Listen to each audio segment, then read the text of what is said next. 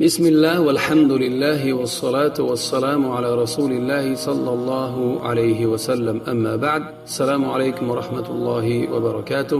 دوستان عزیز و شنوندگان ارجمند، موضوع امروز باز درباره نشانه های روز قیامت و نشانه هایی که رخ دادن و با استمرار هستند، باز شاید که باز دین باره رخ دهند و تکرار شوند. یعنی یک بار رخ دادند، شاید که دین باره با تکرار شوند. یکی از آنها فتوحات و الحروب، جنگ ها و فتوحات ای ضبط کردن دیگر دولت ها و گرفتن و مسلمان کردن آنها. خلیق پیامبر بزرگوار صلی الله علیه و سلم برای ما خبر میدهد، یا که برای صحابگان، برای ما و برای صحابگان خبر که میداد که در آینده رخ میدهد بسیار کشایشی ها دولت های دیگر و بسیار، یعنی که پیروز شدن مسلمان ها که الله عز و جل با آنها کمک و مدد میکند که آنها پیروز شوند در همون جنگ ها و نبردهایی که بر ضد کافران می جنگند. و خبر داده بود که با کشادن فارس، یعنی که ضبط کردن فارس و روم و شکست خوردن و نیز شدن پادشاه کسرا و قیصر،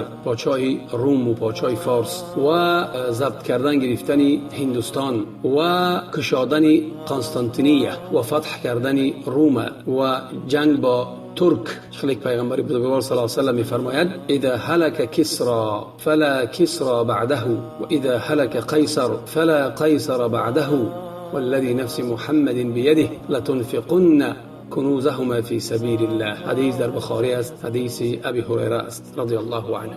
پیامبر بزرگوار در بالای میگوید که هنگامی که کشته شد کسرا ای پادشاه فارس، پس دیگر کسرا بعد او نمی شود، دیگر پادشاه فارس نمی شود.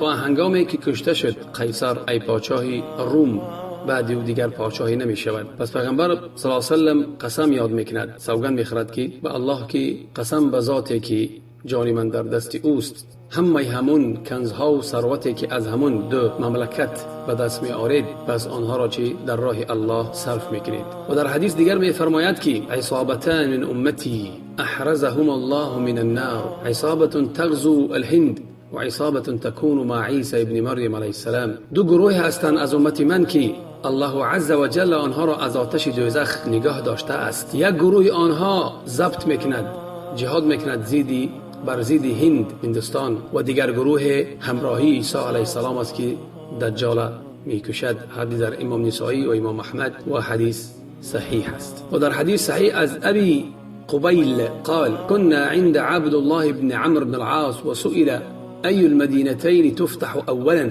در پیش عبدالله ابن عمرو بن العاص بودیم و پرسیده شد کدام دولت اول فتح می شود، کشاده می شود، قسطنطینیه او رومیه؟ گفت قسطنطینیه یا که رومیه، روم. پس گفت که یک صندوق بیارید که اون صندوق یک حلق داشت، حلقه. قال فاخرج منه کتابا، از همون صندوق کتاب برآورد.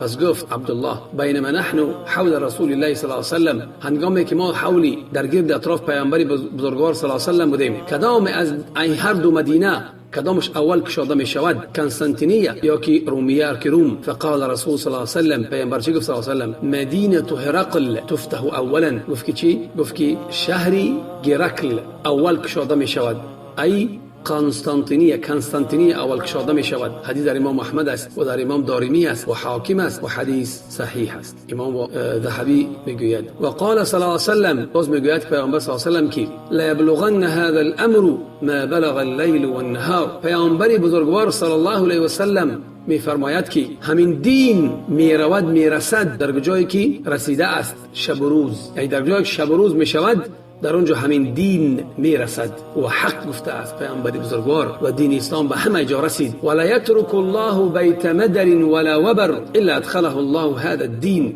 و الله عز و جل یگان خانه نه از خاک باشد و نه از همون یورت میگن کو خیمه، نه از خاک و نه از خیمه باشد که همین دین در او وارد می شود. به عز عزیز او بذل ذلیل، یعنی که انسانی که در دین می دراید الله عز و جل و عزتمند می سازد و در زمین تمکین میکند، پایدار میکند، عزتمند می شود. او بذل ذلیل، یا که انسانی که اسلام رد میکند، انکار میکند، اسلام نمی آورد، پس او خار و ذلیل می شود. جزیه میسپارد. عزا یعز الله به الاسلام، عزتی که الله عز و جل عزتمند میکند همون انسان به اسلام عزتمند میکند، با عزت میشود وقتی که مسلمان شد. و ذلا یذل به الکفر، و خاری و پستی که پست میزند همون انسان به کفر، یعنی وقتی که این کار کرد پست میشود و جزیه میسپارد و خار میشود. حدیث در امام احمد است و حدیث از تمیم الداری است و صحیح است. و پیغمبر بزرگوار صلی الله علیه و آله میفرماید که لا تقوم الساعه حتى تقاتلوا الترك، قیامت روز قیامت برپا نمیشود تا آنی که شما بر ضد ترک نجنگید. حدیث در بخاری است و لفظ در امام مسلم است از ابی هریره رضی الله عنه. یعنی قیامت برپا نمیشود تا آنی که با ترک نجنگیم. ای با ترک جنگیدن، ترک همین مغول و تتار و همینا را در نظر دارد. والله تعالی اعلی و اعلم. دیم از علامت ها برآمدن دجال ها و آنهایی که دعوای نبوت میکنند. آنهایی که دعوای نبوت میکردن آنها 30 نفر، قریب 30 نفر بودند. 30 نفر دروغگو و دجالی که دعوای نبوت کردند. بعضی آنها در وقت پیغمبر بزرگوار، در وقتی که بود پیغمبر بود، در وقت عهد صحابگان بود و تا هنوز ظاهر و پیدا شده ایستادند. و این معنا دارد که آنها بدن رفتن نه بدن و تا حاضر هم هستند و بعد پیدا میشوند و خود را پیغمبر مینامند که ما مشاهده کرده ایستاده ایم. در صحیحین بخاری مسلم از ابی هریره رضی الله عنه روایت است که پیغمبر بزرگوار صلی الله علیه و سلم میفرماید لا تقوم الساعه حتى يبعث دجالون كذابون قریب من 30 كلهم يزعم انهم رسول الله. روز قیامت برپا نمیشود تا آنی که الله عز و جل نفرستاند دجال ها را، دجال هایی که دروغگویند که آنها از 30 نفر عبارتند. هر یک تا آنها دعوا می‌کند که او رسول الله است. همش دروغگویند و همش دعوایی چی میکنند؟ دعوایی که آنها رسولا. از ثوبان رضی الله عنه قال رسول صلی الله علیه و سلم فرمودند که لا تقوم الساعه حتى تلحق قبائل من امتی بالمشركين وحتى يعبدوا الاوثان وانه سيكون في امتي 30 كذابون كلهم يزعم انه نبي وانا خاتم النبيين ولا نبي بعد. حدیث در امام ابو داود و ترمذی حدیث حسن است و صحیح است. پیامبر میگوید که قیامت برپا نمیشود تا آنی که بعضی از قبیله های از امتی من پیوست میشود به مشرک ها، تا آنی که عبادت میکنند بت‌ها را و آنها در امت من میگه 30 دجال میشود، 30 دروغگوی، هر یک آنها دعوا میکند که او پیغمبر است و من خاتمی پیغمبرانم و بعد من دیگر پیغمبر نیست. مثل که خب یکی اونو مسیلمه کذاب وقتی که دعوای نبوت کرد در وقت پیغمبر بزرگوار صلی الله علیه و سلم. خیلی بسیارن حدیثان بسیارن درباره این، برای ما کوتاه برای شما میاریم که تا حاضر مردم دعوا دارن که آنها پیغمبرن و برای این علامت‌هایی است که رخ دادن و باز رخ میدهند. گفتیم سیوم ظاهر شدن و پیدا شدن فتنه ها. فتنه به معنای چی دارد؟ ابتلا و امتحان و اختبار دارد، سنجش. و خلق پیغمبر بزرگوار صلی الله علیه و سلم خبر داده است یکی از علامت های خرد روز قیامت که شده گذشته است و با در رخ داده است و رخ میدهد در آینده، این ظاهر شدن فتنه های بزرگ که انسان در این فتنه ها که حق و باطل در اینجا چی ناعیان است. یعنی ایمان انسان میلرزاند. انسان میبینی که اگه صبح مؤمن است بگاهی کافر است، بگاهی مؤمن است بگاهی کافر است. برای این پیامبر بزرگوار صلی الله علیه و سلم ما کوتاه کرده میگوییم. از حدیث ابی موسی الاشعری رضی الله عنه فرمودند که پیامبر بزرگوار صلی الله علیه و سلم میگوید این بین یدی الساعه فتنا، پیش روز قیامت فتنه های میشود. فتنه ها که قطع لیل المظلم، مثل یک پاره شبی تاریک. پگاهی مرد مؤمن است بگاهی کافر می شود و یمسی مؤمنا و یصبح کافرا، و بگاه که می شود مؤمن است و پگاه که می شود تا پگاه کفر می ورزد. اونی که در جاش نشسته است بهتر است از اونی که،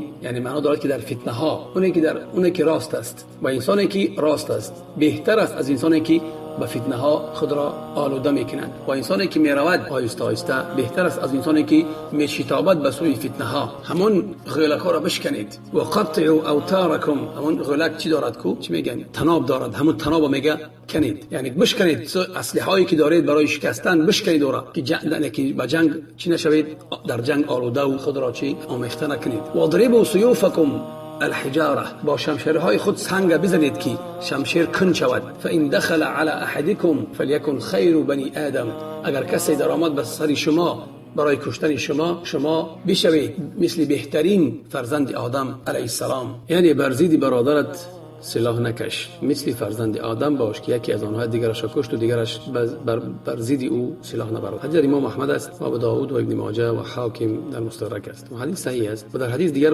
از امام مسلم است از ابی هریره رضی الله عنه فرمودند که پیامبر می‌فرماید که شتابید به اعمال نیک پیش از آن که فتنه های بیایند که در حال فتنه ها انسان عملی نیک انجام دادن نمیتواند. فتنه ای که مثل شب تاریک است که در آن بگاهی مسلمان از بگاهی کافر میشود، بگاهی مسلمان از بگاهی کافر میشود. خلاصه و یبیع دینه بعرض من الدنیا و دین خود را به یک پاره از دنیا میفروشد. خلاصه این بود که چی پیش از روز قیامت فتنه های خیلی سختی که ما اون را حاضر مشاهده داریم میشوند که انسان باید خود را نگاه دارد، از هر یک فتنه خود را نگاه دارد که در اون فتنه ها خوش نشود، در اون فتنه ها با آنها خود را آلوده نکند که خیلی فتنه های بزرگی هستند که حتی پیامبر میگوید که بگاهی مرد مؤمن است بگاهی کافر است. باز چهارم علامت از علامت های پیش روز قیامت، علامت های خرد، این امر مسلمانان یا که سروری و سرداری مسلمانان را به یک انسان میگذارند که اون انسان به همین کار، به همین سرداری اهل نیست، به همین سرداری مسلمانان شایسته نیست. از ابی هریره رضی الله عنه فرمودند که بینما النبی صلی الله علیه و سلم فی مجلس،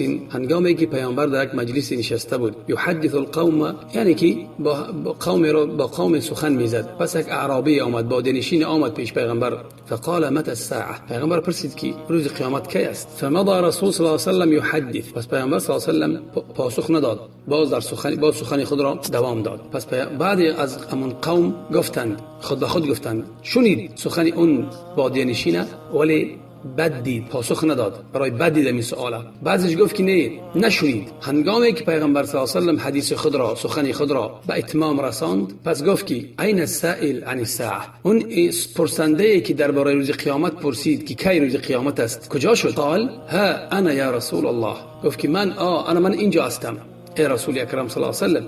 قال فاذا ضيعت الامانه فانتظر الساعه، پیغمبر چی گفت؟ پس هنگامی که امانت خیانت می شود، امانت ضایع می شود، پس منتظری روز قیامت شو. قال کیف اضاعتها، پس گفتن که یعنی ضایع کردن امانت چگونه است، خیانت کردن امانت چگونه است؟ قال اذا وسد الامر الى غیر اهله فانتظر الساعه، حدیث در امام بخاری است. پیغمبر چی گفت؟ گفت که چگونه امانت خیانت می شود یا که امانت ضایع می شود. پس پیغمبر چی گفت صلی الله علیه و سلم؟ هنگامی که پادشاهی، امیری، ریاست، سرداری به کی گذاشته می شود، به کی داده می شود، به انسان داده می شود که اون انسان اهل، شایسته و سزاواری رئیسی نیست، سزاواری سرداری نیست، به همون انسان گذاشته می شود. یعنی که به انسانی که سرداری مسلمانان می شود و وای اهل و شایسته همین کار نیست که حاضر ما دیده استیم الحمدلله که در همه دولت ها آنها شایسته چی نیستن؟ شایسته حکمرانی نیستن، شایسته سرداری مسلمانان نیستن.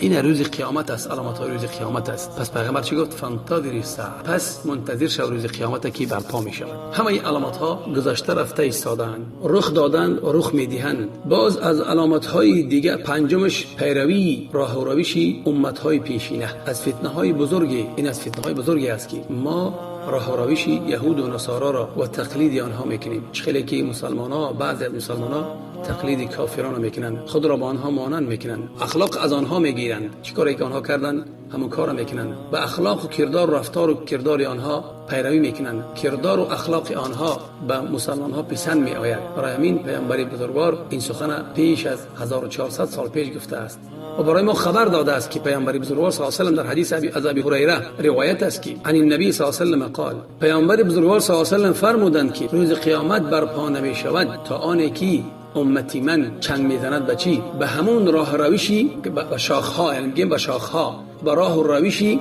آن امتانی که پیش از او بودند، یهود و نصارا، شبرم به شبر، وجب به وجب پیروی میکنند، وجب به وجب و ذراعا به ذراع، بازو به بازو. فقیل یا رسول الله، گفته شد که ای رسول اکرم صلی الله علیه و سلم، کفارس و روم، آیا آنها فارس و روم هستند؟ و من الناس الا اولئک، کیان؟ کدام مردمی پیش از ما مگر آنها؟ یعنی که رومیان را و فارس ما پیروی میکنیم، وجب به وجب، بازو به بازو. با در روایت ابی سعید میگه که قلنا یا رسول الله الیهود و النصارى، در روایت میگه که آیا یهود و نصارا؟ پیغمبر صلی الله علیه و میگه که قال فمن، پس کی دیگر؟ یعنی که ما یهود و نصارا را پیروی میکنیم. وجب به وجب چی کار کردن، چی نمود لباسی پوشیدن، چی خیل سخن زدن، چی خیل دشنام میکنن، مسلمانای ما همون از آنها میآموزند و میگیرن. حدیث در بخاری و مسلم است. برای همین در روایت میگه که وجب به وجب، بازو به بازو، حتی اگر کی میگه در همون صغر میگن کو صغر یا که حیوانی که در زمین خانه میکند، مگر اگر در آمدن در همون سوراخی میده شما اونها رو پیروی میکنید میدرایید. یعنی این معنای چی را دارد؟ معنایی که خیلی سخت شما آنها را پیروی میکنید در همه نمودها، در پوشیدن، سخن زدن، در همه چیز اونها را پیروی میکنید که این شده ایستاده است. ما این دیده ایستاده ایم. راست گفتی ای پیامبر بزرگوار، همه این شده ایستاده است، بود و شده ایستاده است، اتاق رفته ایستاده است. برای همین این درس ما پند باید باشد که ما پند گیریم، درس گیریم که ما از این کارهای بد دست کشیم، از پیروی یهود و نصارا دست کشیم. چی نمود میسری که آنها پست میدن میسرشون، همون نمود ماده ها میکنیم سرامون، زنهای آنها را،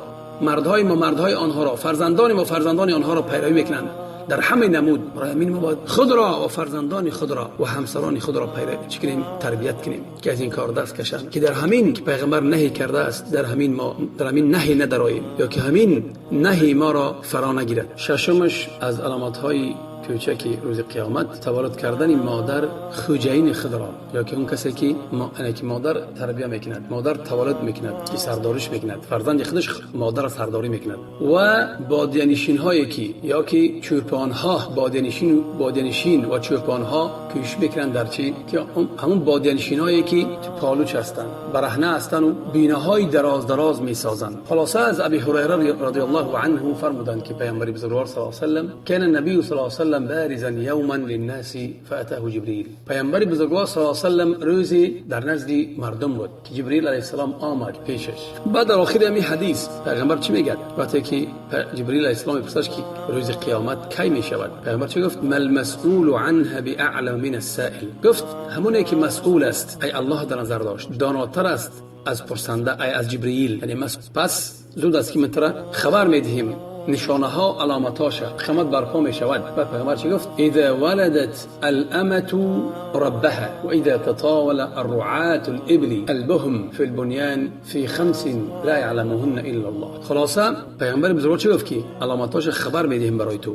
علامتاش چی هستند؟ گفت هنگامی که کنیز تولد میکند همون دارنده خود را، همونی که مالکش است. یعنی که چی معنا دارد؟ کنیز صاحب دارد، همون صاحبش خوجینش است، خودش همبستری میکند. همبستری که میکند این کنیز فرزند تولد میکند، دختر مثلا تولد میکند، دختر هم کنیزه کی میگیرد؟ همون خوجینش میگیرد، کلام میکند، دختر خودش میشود. پس دختر خوجین که چی سردار می شود، مادرش کنیز است. مادرش چی؟ مادرش یعنی که مادرش کنیز است، او خوجین مادرش است. این یکی از علامات هاش، یعنی که دخترش خوجین مادرش است، مادرش کنیز و خودش چی؟ خوجین مادرش کنیز است. پس میگوید باز مردانی هستند که شتربانان یا که چوپانان برهنه هستند، پایلوچ هستند، وقتی میبیاد که آنها بای میشوند و در ساختن بیناهای دراز مسابقت میکنند. خیلی کازیده استیم که امیر دبی برج خلیفه را ساخت، های دراز و چه میبینیم که باز دیگران سعودی میخواد بسازد دم خیلی اماراتی دراز، بیناهای دراز. همین علامت های چی است؟ علامت های روز قیامت است. برای همین برادرای گرامی علامت هایی که سپری شدن، گذشتن و باز میشوند. هفتم افزایش یافتن مال و بی‌نیازی از صدقه، یعنی هیچ کس صدقه را قبول نمیکنه. از ابی هریره رضی الله عنه پیامبر بزرگوار صلی الله علیه و سلم فرمودند که قیامت برپا نمی‌شود تا آنی که مال افزایش نیابد. مال در شما، یعنی که شما صاحب مال میشوید، مال هم افزایش زیاد میشود که فیفیض در همه جا زیاد میشود، افزایش مییابد. حتی همون صاحب مال غمگین میشود، غم و اندوه در سرش است که همین مال مرا همچون صدقه که قبول میکند، یعنی صدقه گیر نمییابد بکاوجه کسی را که همین مالش قبول کند همچون صدقه. پس یک مرد را و یدعى الیه رجل فیقول لا اربع لیم فی، مرد را میآورد میپرسد برای صدقه میآورنش، پس میگوید که اون مرد میگوید که من حاجتی ندارم به این مال تو، و این مال تو حاجت ندارم، که حدیث در بخاری مسلم است. باز از ابی هریره رضی الله عنه قال پیامبر بزرگوار صلی الله علیه و سلم فرمودند که لا یأتین علی الناس زمان یطوف الرجل فیه بالصدقه من الذهب لا یجد احدا یأخذ منه. حدیث در امام بخاری مسلم. برای مردم زمانی که وقتی می آید که مرد همون صدقه را میگیرد و گرد قشلاق یا گرد شهر میگردد، صدقه او از طلا است، طلا را میگیرد و برای صدقه دادن، زکات دادن، صدقه دادن میگردد. پس یگان کس نمیآید که از او بگیرد. هیچ کس احتیاج مال ندارد، نیاز به مال ندارد، هیچ کس از اون نمیگیرد. انسان میکواد که صدقه دهد به یک کس، زکات دهد، یگان کس نمیآید که زکات او را قبول کند. تا همین درجه میشود. هشتم از علامت های روز قیامت این همه امتان کافر چی حمله میکنند به امت اسلامی. و خیلی که از ثوبان رضی الله عنه فرمودند که پیامبر بزرگوار صلی الله علیه و سلم میفرماید یوشک الامم ان تداعى علیکم کما تداعى الاکلة الى قصعتها. زود است که امتان کفر و ضلال، کافران یا از یهود و نصارا یک دیگر را دعوت میکنند، سرجم میشوند، همراه میشوند بر ضد چی؟ بر ضد مسلمان ها، بر ضد مسلمان ها برای ضبط کردن و گرفتن دولت های آنها، شهرهای آنها و دزدیدن و خراب و تاراج کردن مال آنها را از دولت های اسلامی. خیلی که بعضی آنهایی که گروه هایی که مثلا یک چیز میخورند یک دیگر را دعوت میکنن برای یک لقمه را خوردن، دعوت میکنن، به آسانی همون چرا لقمه را میخورن، همه خیلی دیگر کافران سرجم میشوند و بر ضد مسلمانان حمله میکنن و دیار مسلمانان را غارت میکنن، مال آنها را میگیرند و ثروت آنها را میبرند. همه خیلی زمانی شده است در وقتش و میشود و حالا هم ما دیده ایستاده ایم. در عراق و شام و سوریه و دیگر دولت ها دست درازی میکنن برای نفت و برای پترول. همه امتان، همه دولت های عربی قریب غلامی دولت های کافری هستند. به آنها یگان کار انجام دادن نمیتوانند و همه خیرات خود را به آنها میسپارند. فقال قائل، پس گوینده گفت که و من قلت نحن یومئذ، آیا ما همون وقت عددی ما کم است، شماره ما کم است؟ پیغمبر چی گفت صلی الله علیه و بل انتم یومئذ کثیر ولکنکم غثاء کغثاء السیل.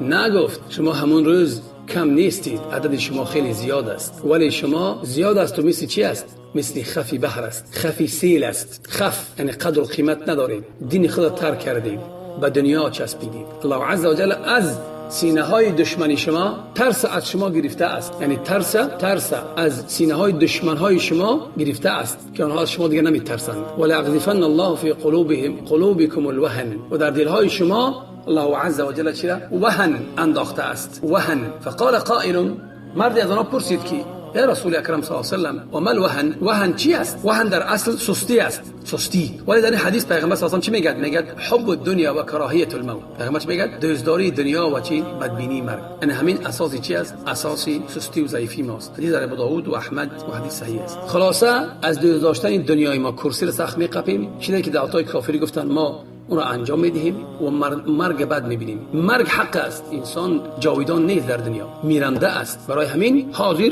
پادشاها و امیرا و همه دیگر رئیسا و کرسی را سخت قپیدن، دنیا را کرسی دنیا سخت قپیدن و مرگ بعد میبینن. از این جهت همه امتان کافر به سر امت اسلام حمله میآورند، مثل یک لقمه خیلی قیمتی گرانبهای برای آنهاست و استفاده مرن مسلمانان را با مسلمانان خار و پست میشوند از دست آنها. باز دوام دارد، باقیش در درسی آینده منتظر شوید. السلام علیکم و رحمت الله.